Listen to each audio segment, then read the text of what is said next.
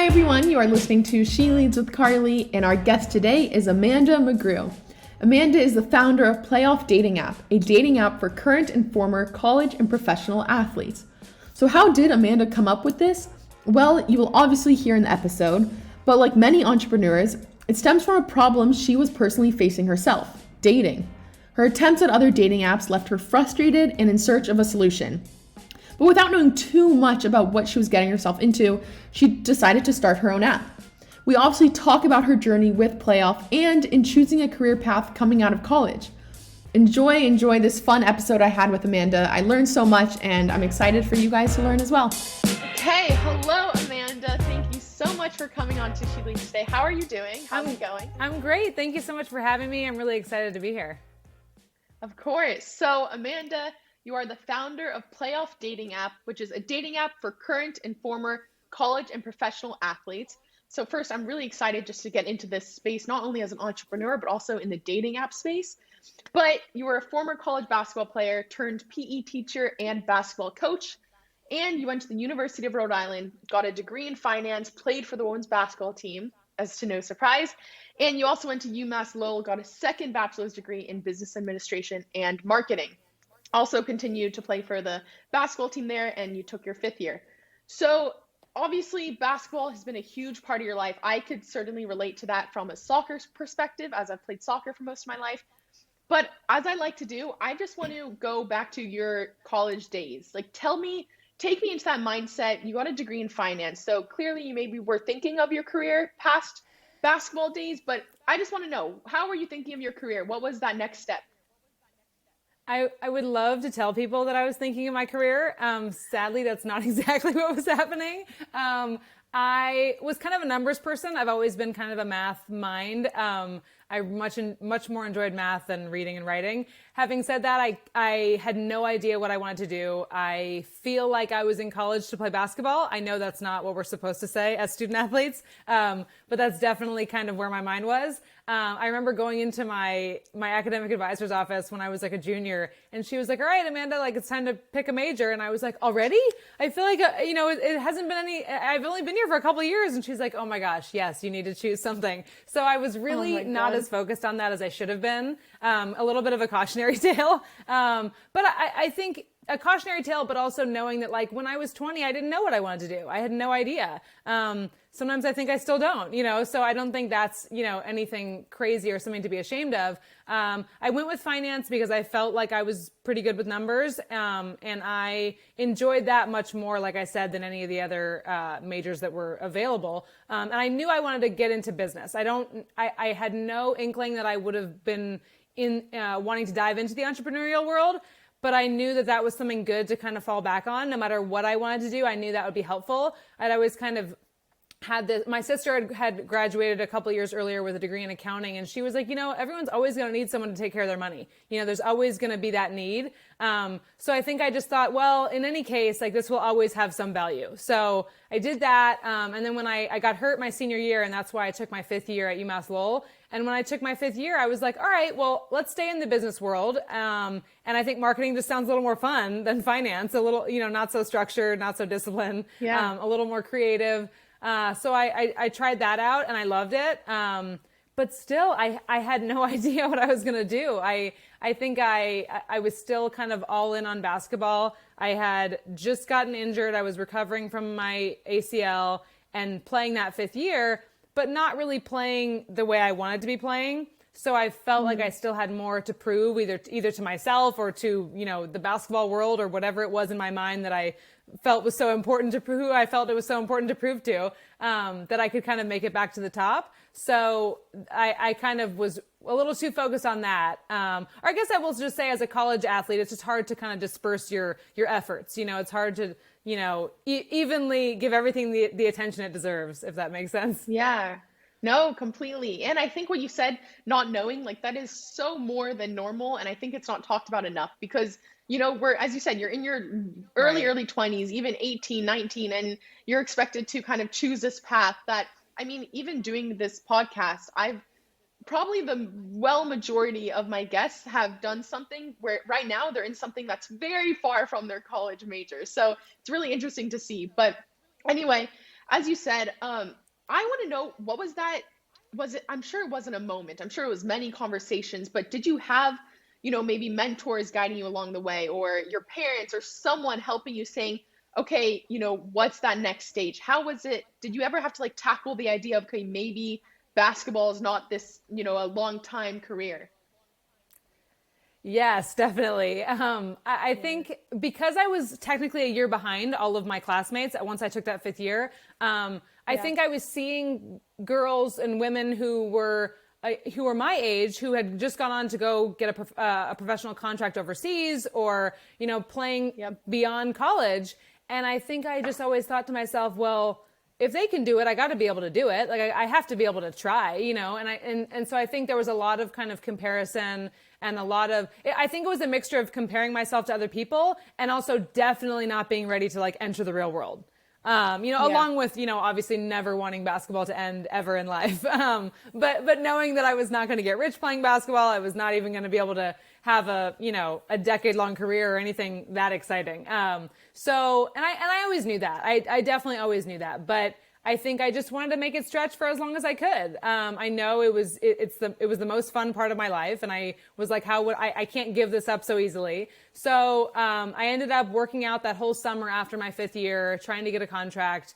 I ended up taking over the contract for a girl in Germany who got injured in the second division in Germany. And it was great, but I think really it was more so just like that mental checking that mental thing off my list that was like, all right, you did that. That was great. And then I came back and I thought I was going to feel more of an urge to kind of get back to the grind and keep playing and get another contract.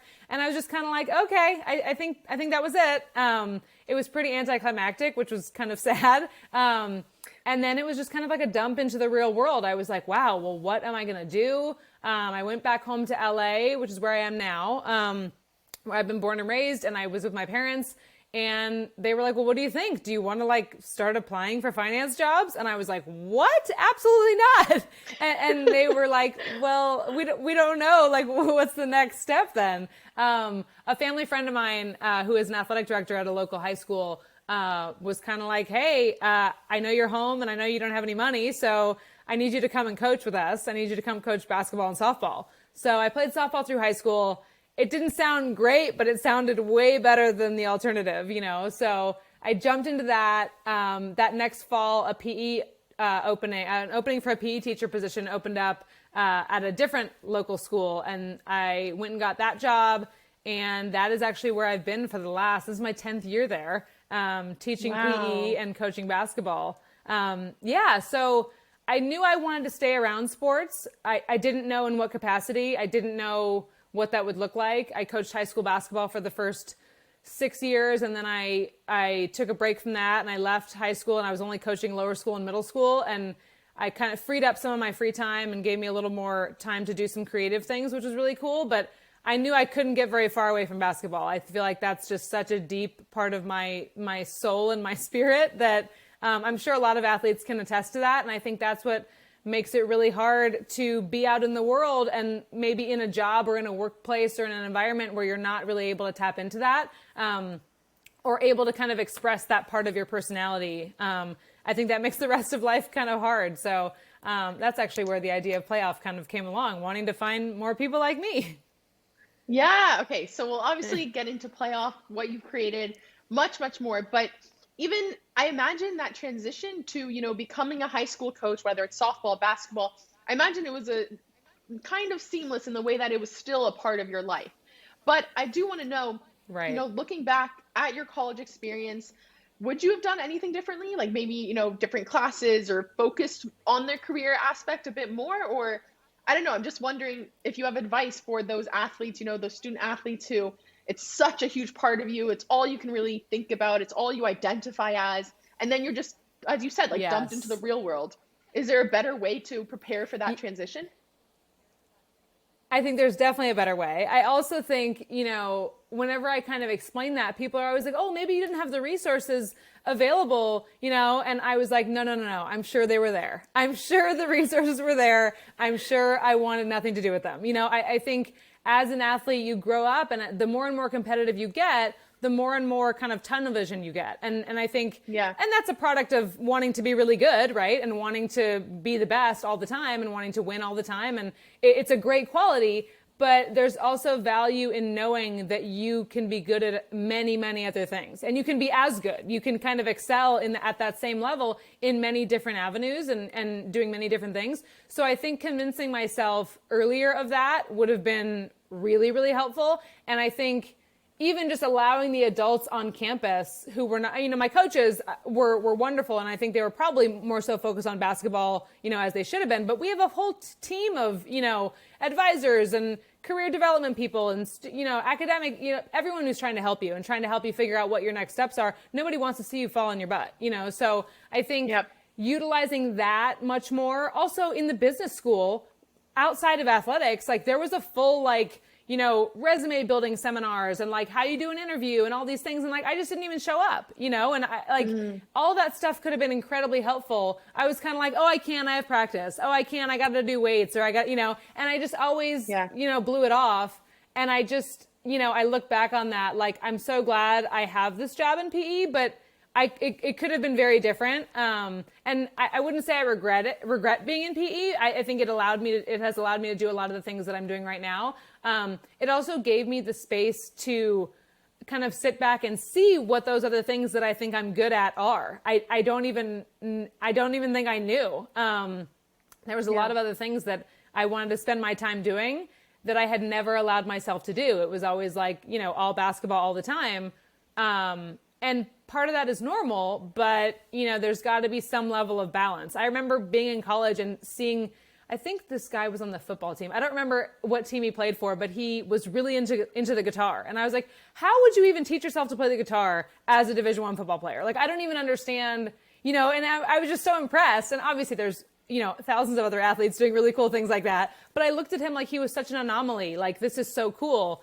And I was like, wow, I shouldn't have been so shocked. I should have been yeah, we can all do a lot of cool things, but it seemed like the outlier at the time, so I would have definitely taken advantage of all of the resources that were at my disposal, and also probably done a little bit more internal work to tap into, what those other things I could have enjoyed and could have been good at were, so I could kind of, reach those things a little bit earlier in life. Yeah, I mean, and I will say, for the listeners who, aren't student athletes in college or don't know that world, I will say it's very easy to just be wrapped in it and really just do your classes and do the sport, because it's when you're not even playing it, when you're not going to weights, you're tired, you're mentally tired, or you're preparing for the next game, you're preparing for practice. So it's very understandable. And even beyond that, it's tough to chew almost the idea where you are going to be doing something else, or you have to prepare in advance. So I think it's refreshing to hear your experience, and then also, how you could change that, and how you can, a little bit have that balance. So I think it's great. So obviously I want to know, tell me when, playoff came to mind. So even before that, in your family, did you have anyone, an entrepreneur starting their own thing, or did you have this entrepreneurial itch before this, or what? So my dad owns his own business, and it's a tree trimming business out here in Los Angeles, and he's been doing it since I was born. So there was something really cool about seeing him get up every morning at 5 a.m. and, kind of hit the grind. And he's outside all day. He's outside, amongst people. He's doing customer service. He's, providing a service for people that is really kind of difficult. And it's a lot of manual labor. And I remember just seeing that and just idolizing it, thinking wow, that's so cool to, especially in a time where everyone's kind of taught to go to college and go get a degree and go sit in an office somewhere. I was I don't want to do that. I want to do what dad's doing. I want to do something cool where you're outside, you're talking to people, you're moving all the time. That sounded really cool to me. I didn't really know in what capacity, but I always had this incredible respect for the fact that he started this from nothing. And has built an incredible business and raised 4 kids, through it. And, was able to have a family on the west side of Los Angeles, which is an incredible thing. And so I was always really impressed and really, respected that. Having said that, I don't think I ever saw my life kind of going into this oh, I'm totally going to own a business one day. I never and maybe that was a little bit of a lack of confidence, actually, now that I really look back on it. Maybe I just wasn't willing to like say that out loud. But I think deep down, that was always kind of the dream, to be able to like set your own schedule and decide what you're going to do every day and kind of you be in charge of you. I thought that was always really cool. My dad had always said things like, it's really great to be your own boss, but you'll never have anything more difficult. Like it's the hardest thing to do. But if you realize that it's something that you're good at and that you can kind of really be productive doing, like there's nothing better, So I thought that was always really appealing. But I never really knew what capacity that was going to kind of take shape in. So I guess it was there, but it wasn't like fully at the forefront. It was always, I was always ready to do it, but I didn't know how. Yeah, so it's so cool. I love hearing that. So tell me about the process. When did you come up with this? What was the story behind it, the inspiration? And from my understanding, you started 3 years ago, right? So it's been maybe Yep. like Yep. 7 years after you were a PE coach. So yeah, tell me Yeah, about that whole exactly. process.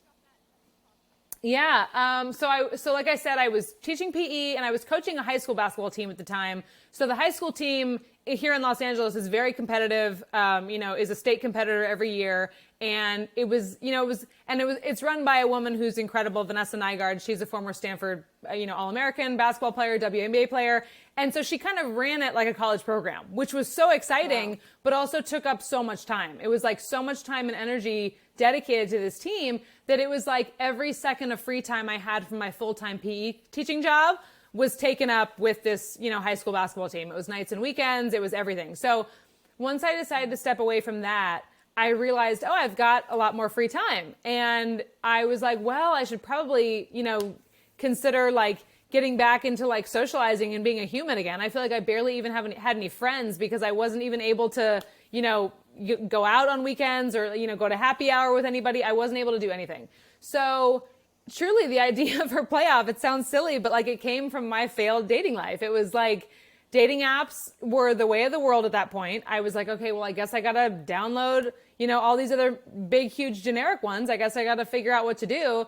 And I'm like creating profiles and I'm like, this is awful. It's so hard. I don't think I'm good at it. I'm swiping through a million different men. I don't know if any of them will understand why I am the way I am or what I've gone through or, anything about my perspective or my mindset. Obviously, I know that's part of dating and like learning that about somebody. But I also knew that like as I was getting older, at this point, I was probably like, I'm just guessing, maybe 28, 29.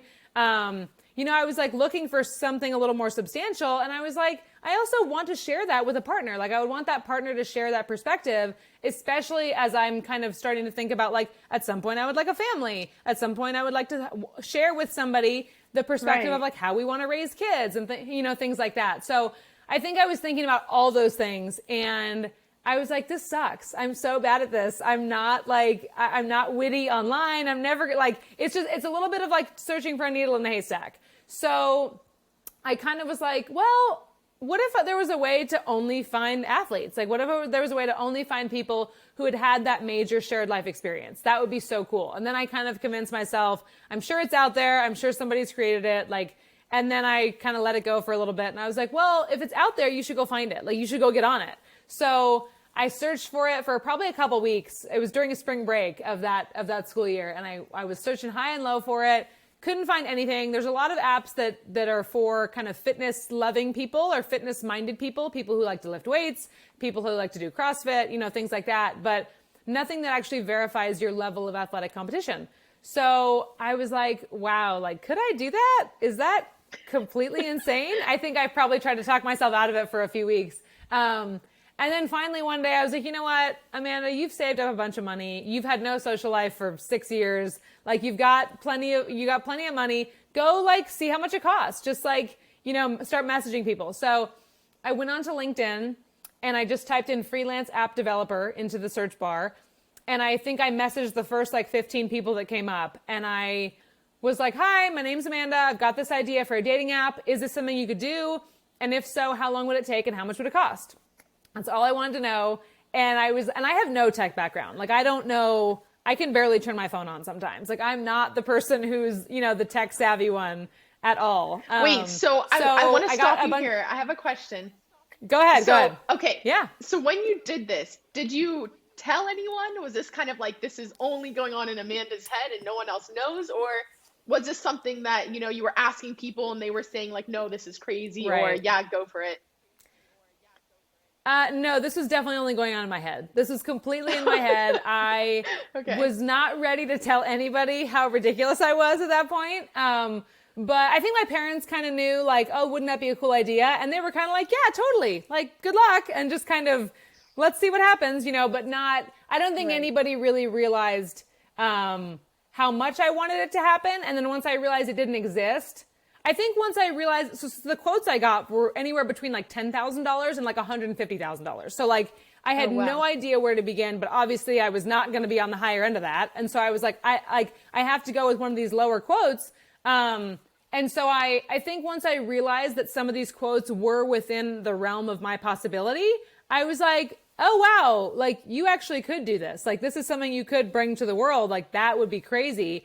Obviously, I think there was also some value in the fact that I had never started a business before. So like I wasn't so turned off by the overwhelming things that were going to come next. Like had I known like all the steps that would have had to take or all the hurdles I would have had to jump over, like I think that would have been a little bit discouraging. Truthfully, I think it would have been a little bit scary, especially for someone who had no idea what they're doing, and, was kind of falling on the trust of all these other people who she was going to try to help her. Like that was kind of intimidating. So, I'm so glad I did, but yeah, I had no idea what was coming, but, all that up until that point was kept to myself for sure.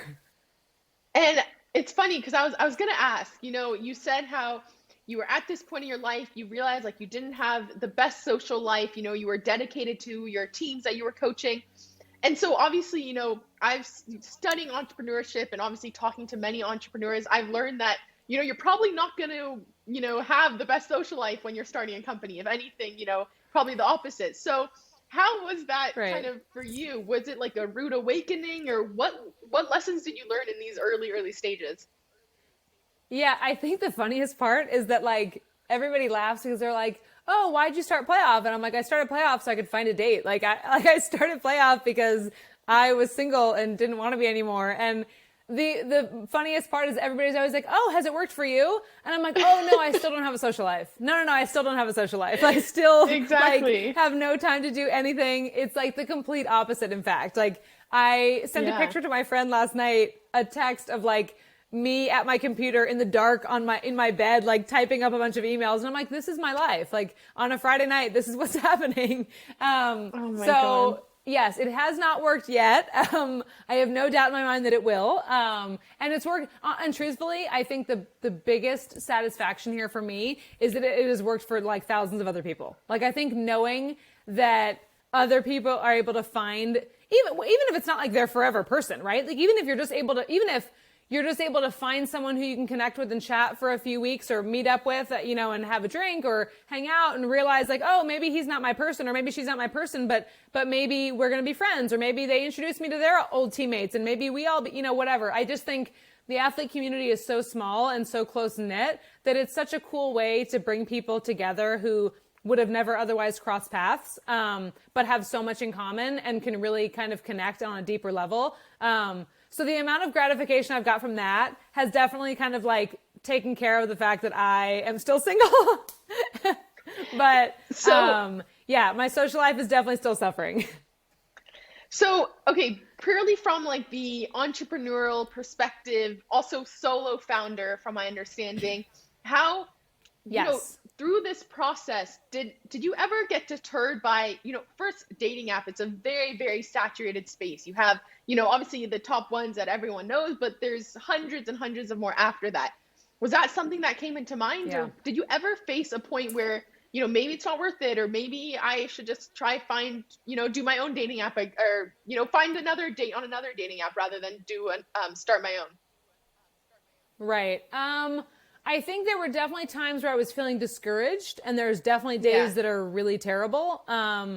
And maybe I didn't get a lot of signups that day. Maybe I had, too many people who were emailing me with issues on the app that I had to fix. And I was just feeling like, oh, this is so difficult. And I just want it to be a good experience for everybody. So yeah, there were definitely days that were discouraging. I think the reason I never felt like the saturation of the dating space was, it was intimidating. Don't get me wrong. Obviously you've got like the Tinders and the Bumbles and the Hinges, and they're huge, but Right. I think I never really cared because like there's nothing like Playoff.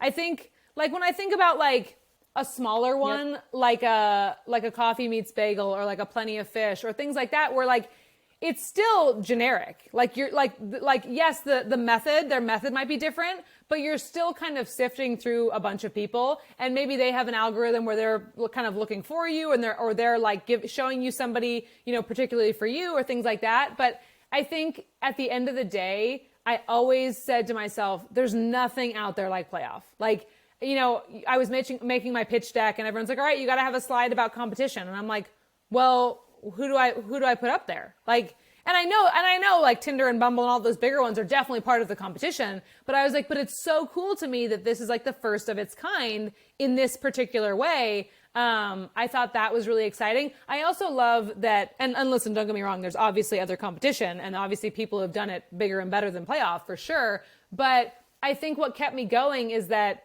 you know, I am the target demographic. So if this is something that I wanted in the world, it was like, I knew in my mind there was like at least a few other million people who would agree. And once I started getting the signups and the downloads, I was like, see, I knew it. Like I knew it just had to be shown to them. It just had, you know, like I knew they just needed to hear about it. The other thing that I really love about Playoff is that you can explain it in like 10 seconds. You can say it's a dating app for current and former college and pro athletes, and like anybody who, even people who weren't in the college or professional athlete space can be like, okay, I get it. Like, I get it. I see why that's a thing. I see why that would work.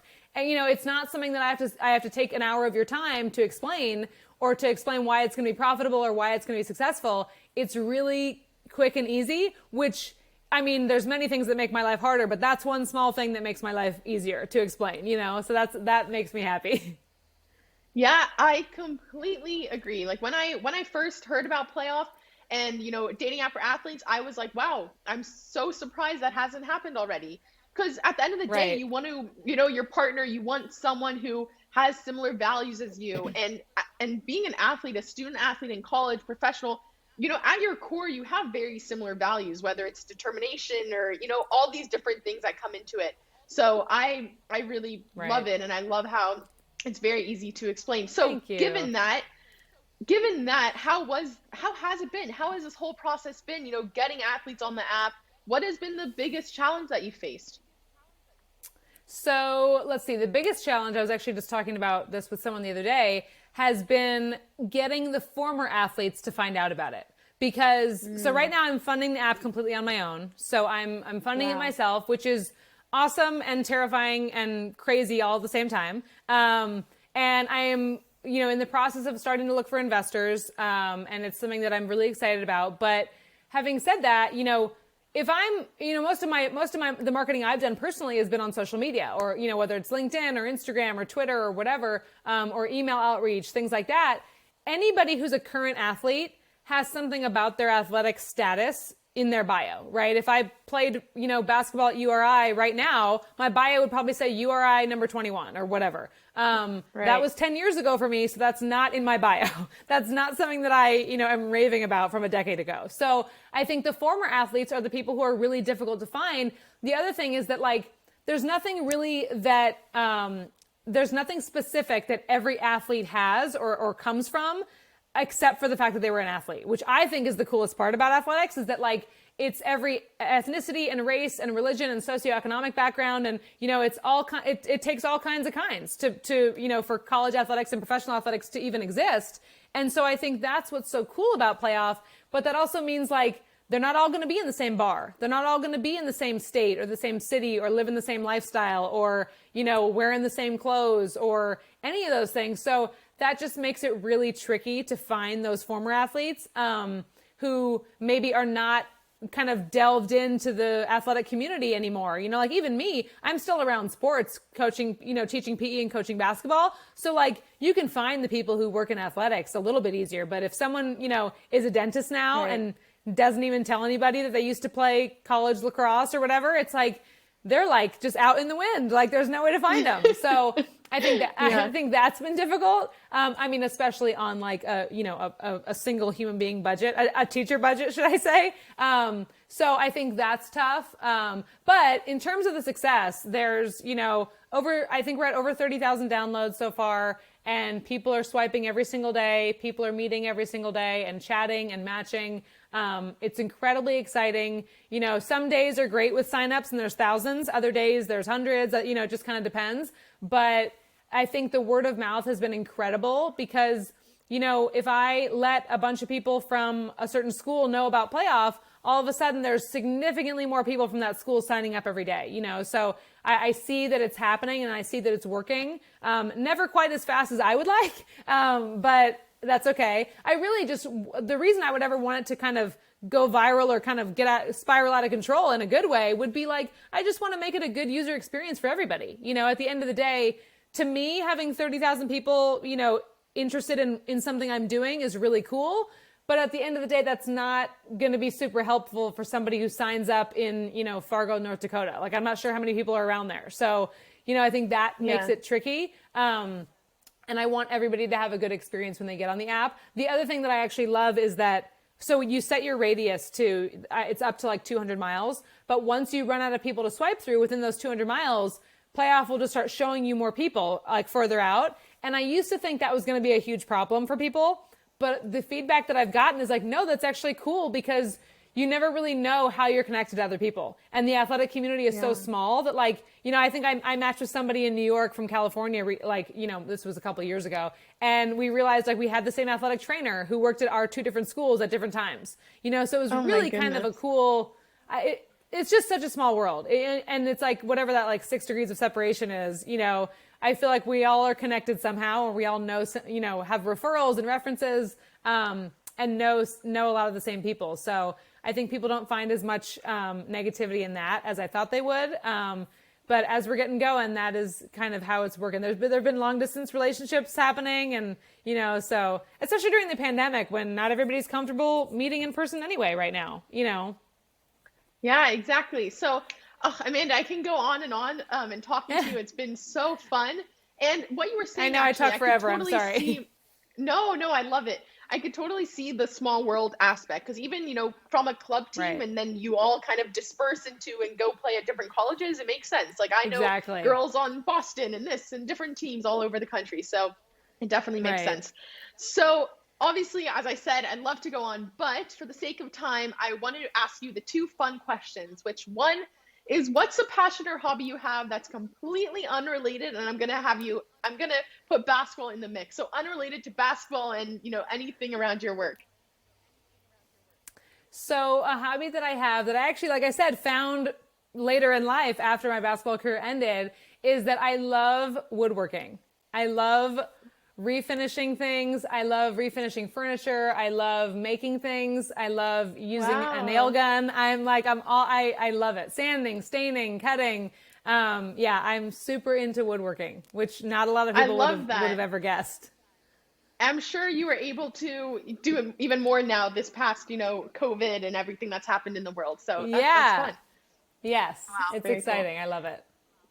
And then, okay, so my last question is, what is a fun, weird talent that not many people know about? So a hidden talent. And what I do, so I'm actually going to show you mine first. So what I do is I here we throw go. blueberries. Yes. I throw blueberries in my mouth. All right. So let's see how this goes. All right. Okay. Let's go. There we go. Hey! Nice. I love Honestly that. impressed. I haven't done that in a while, so it's good. I was gonna say I definitely don't think I could do that. I'd have blueberries all over the ground and like in my eyes. That's awesome. Well, so my hidden talent is actually similar and kind of flows along the same lines as my woodworking. Is that many people don't know this, is that I started an Etsy shop and I was doing calligraphy. So I was doing hand painted calligraphy on like wood signs. So if you go to like a rustic style wedding where it's like the seating chart is on wood, like I've made seating charts and I've made, welcome signs and things like that. So I started my own business, This is probably like 5 or 6 years ago. And the Etsy shop is still, and then I started making handmade pillows. I started making Wow. African mudcloth pillows.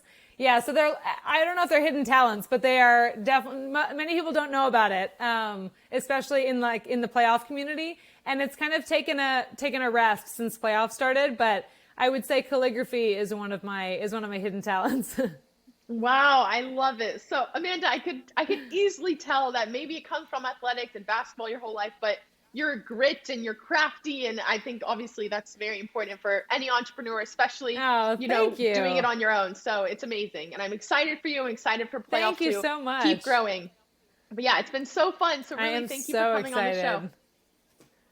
Of course. Thank you for having me. It was awesome chatting with you. I feel like I could talk to you for another hour. Yeah, great.